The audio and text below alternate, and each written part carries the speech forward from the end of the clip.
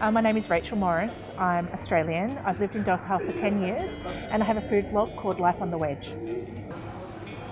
Qatar has a really vibrant and interesting food scene and it changes every day.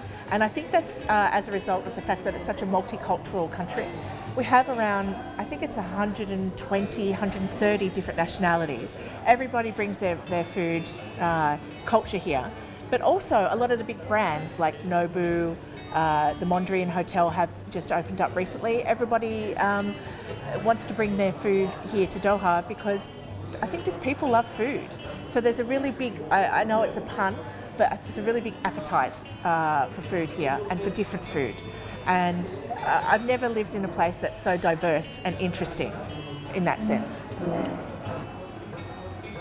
So I've lived here for 10 years and I travel a lot, and a lot of people ask me, what's Qatar really like? We know it's rich, we know it's got oil, we know it's in the Middle East, isn't it a bit crazy? You know, hey, thank you. Thank you very much. Thanks a lot, thanks.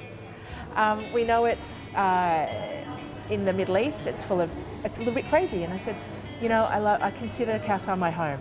I've lived here for 10 years. It's welcoming, it's open, it's diverse. Every day is different. And it's so interesting to live in a country that's growing every day and that's changing every day. Over the last 10 years, I've watched a country kind of emerge over that period. And I know there's people that have been here longer that have seen it literally emerge from the desert. And it's such a special feeling to be part of this.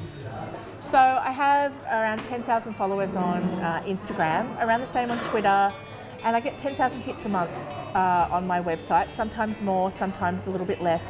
But when you put that into consideration that Qatar has less than 3 million people living here, I think that's pretty good. You know, I also have some readers in the UK, US and Australia, but I think that's mainly my family. In 2007, I think that the population was around 900,000 and it's now nearly 3 million. And yet you can still walk into a cafe anywhere in Doha and probably see somebody that you know. Or you can be at the supermarket and you'll run into people that you know. So, and I really love that about that community feel that it's got here. It still feels like, I'm Australian, so we call them a country town. It still feels like a really big country town to a certain extent. But for me, I think that people are really surprised by the friendliness of Qatar and how open people are. And when I have friends visit me here, they're welcome with open arms. And I think that that's really surprising to people. You know, at the end of the day, the Qataris have been welcoming visitors from around the world for a millennia. This is a trading country and always has been. And I think that that still is alive today in 2017 and beyond.